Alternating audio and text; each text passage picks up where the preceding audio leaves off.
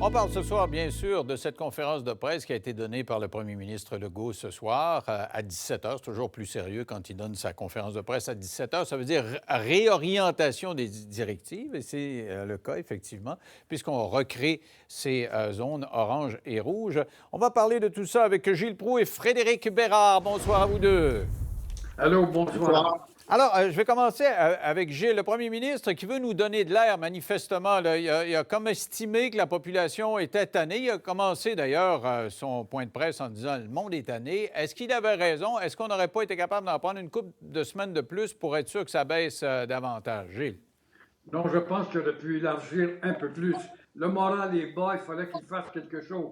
Mais on voit bien que ce gouvernement ressemble à tous les autres gouvernements avant lui. C'est l'art de plaire et de ne pas déplaire. Le plus bel exemple, c'est la semaine de relâche, qui est épouvantablement malhabile. Et s'il arrive quelques cas, il en subira les conséquences. Et en plus de ça, je ne vois pas cet acharnement à punir. J'entendais M. Gouzeau tout à l'heure. Mon Dieu, il a 1000 fois raison.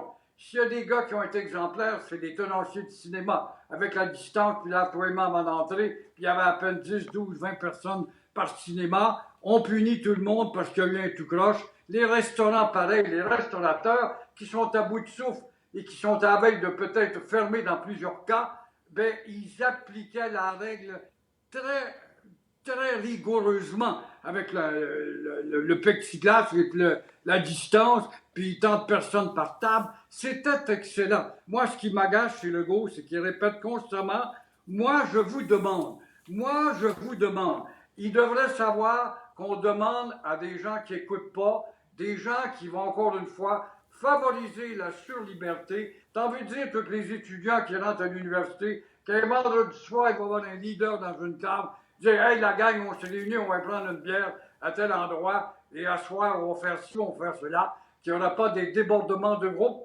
Alors, ne pas penser ça, c'est être naïf au maximum. Quant à la semaine de relâche, ce n'est rien d'autre qu'une concession aux syndicats à la veille de la négociation. C'est rien de plus que ça. Professeur d'université, par ailleurs, en plus d'être constitutionnaliste, est-ce qu'effectivement, Gilles a raison d'avoir peur que c'est vrai qu'à partir du moment où les jeunes qui sont actuellement chez eux, ils sont en télétravail tout le temps, s'ils se côtoient, est-ce que ça risque pas de favoriser les éclosions? Écoute, moi, j'aimerais pas être à la place de François Legault. C'est une job qui est excessivement difficile. Je suis pas d'accord avec Gilles non plus sur la chose suivante. C'est pas nécessairement un concours de popularité parce qu'il prend quand même plusieurs décisions difficiles. Je suis pas d'accord avec Gilles non plus sur la chose suivante. C'est sûr qu'il va toujours y avoir des trucs un peu incohérents, un peu curieux, un peu, dissonants. Mais en même temps, là, je veux dire, organiser tout ça systématiquement, c'est une chose. Pour répondre à ta question, Denis, précisément, là, moi, je suis en contact avec les étudiants universitaires quelques fois par semaine, par Zoom, par téléphone, par enregistrement vidéo. Ces jeunes-là, depuis mars dernier, ont fermé leur gueule, n'ont rien dit, ils ont casqué, ils ont dit ça marche, ils ont étudié, ils ont travaillé, ils ont essayé d'apprendre dans des modes pédagogiques épouvantables. Là, il y en a qui sont en train de péter les câbles. C'est déjà arrivé pour plusieurs. Est-ce que c'est beaucoup plus dangereux de les voir dans une salle dispersée, contrairement à l'image qu'on voit là? Moi, j'ai enseigné en septembre dernier pendant quelques semaines. Ils étaient maximum 20 dans une salle d'une centaine de places à peu près, dispersés et tout. Franchement, il y a eu zéro problème. Et là, à un moment donné, je comprends très bien cette mesure-là de la part du gouvernement Legault. Il faut être capable de donner un peu d'air frais, même si je suis d'accord avec Gilles là-dessus. Évidemment que c'est pas idéal, mais d'un autre côté, qu'est-ce que tu veux faire? Il y a des coûts sociaux qui sont importants rattachés à ça. Et on arrive à la fin, de toute manière, de cette pandémie-là si le nouveau variant nous laisse tranquilles. OK. Donc, tu dis la conscience est suffisamment développée. Gilles? J'allais dire à Frédéric, quand même, je n'ai pas envie de dire qu'il y a une stratégie politique et syndicale qui est très forte là-dedans, qui fait que si on cède sur la semaine de relâche, c'est parce qu'on entend à la radio toutes sortes de menaces et de gens qui jouent au martyr, les syndicats, qui font valoir leur utilité, qui n'est pas plus grande qu'elle était hier. Et avant de goûter justement à une confrontation, le gouvernement a cédé là-dessus pour pouvoir signer une convention au plus sacrant. En un mot, on va céder sous le bonbon que vous demandez et vous aurez votre convention. Mais de grâce, allons donc en semaine de relâche pour vous reposer, les petits professeurs. Est-ce qu'on a besoin de ça, une semaine de relâche, Frédéric? Tu étais dans le milieu. Peux-tu répondre à ça? Moi, je suis pas sûr que la semaine de relâche est une bonne idée. Là-dessus, je vais être d'accord avec Gilles. Là. Je pense que ça peut être problématique. Sur, par contre, le rôle des enseignants, là, puis l'espèce de grande machination syndicale et tout. Je ne sais pas si tu es au courant, Gilles, là, mais ces profs-là, primaires, secondaires, qui ont des classes pleines de TQ depuis le mois de septembre, qui essaient de faire suivre des directives absolument débiles pour un ministre, Roberge, qui aurait dû se faire botter le derrière jusqu'à dans la stratosphère depuis longtemps, parce qu'il n'est pas capable d'avoir de la ventilation. T'sais, on est quand même au Québec, une société riche à craquer. En 2021, incapable d'avoir de la ventilation pour éviter la contamination. Et tout ce qu'il trouve à dire, vous ouvrirez les fenêtres.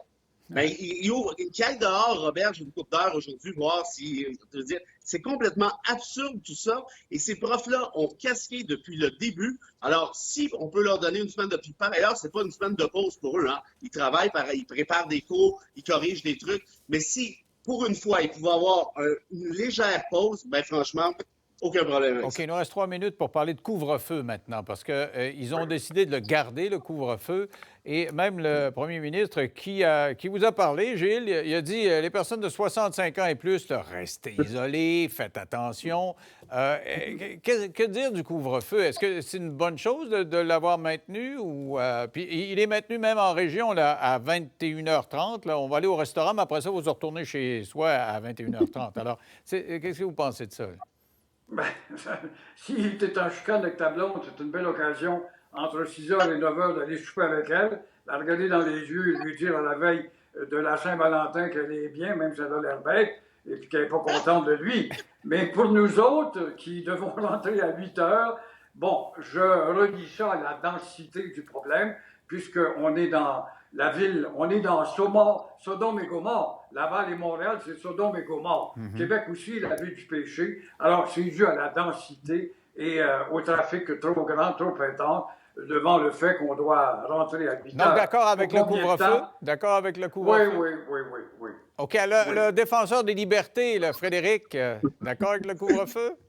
Écoute, de toute évidence, le couvre-feu a eu un impact absolument positif. Hein?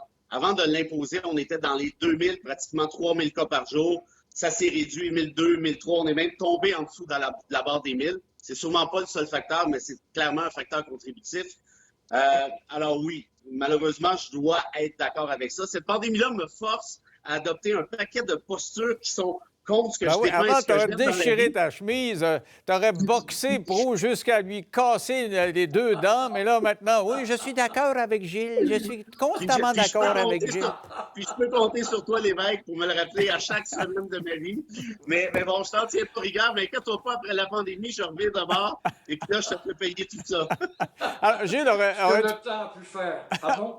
Gilles, auriez-vous pensé que Frédéric puisse être d'accord avec vous un jour? Mais c'est ça, je disais, ce que le temps a pu faire. Je ne sais pas si c'est les saisons ou encore son vieillissement à lui. C'est un homme qui a atteint une certaine maturité, il était fraîchement sorti de l'université, donc faro un peu avec son doctorat. Mais maintenant que tout le monde sait que c'est un docteur, eh bien, il s'assit dessus et il nous livre sa sagesse, et qui est très admissible, des fois contestable, mais quand même, c'est de part et d'autre. Hein? Tant de sagesse me laisse parfaitement quoi? Et c'est là-dessus, sur ce silence. Tu veux dire 10 secondes? Vas-y, Frédéric. 2 secondes. J'ai juste invoqué Frédéric Becbédé qui disait « Je suis très souvent en désaccord avec les gens qui sont en accord avec moi. » Alors, je répète ça à Gilles cette fois-ci. Deux sages. Il vous reste 7 minutes avant le couvre-feu. Alors, si vous voulez faire une petite marche, allez-y bien vite. Merci. On se retrouve au retour dans 3 minutes. À tout de suite.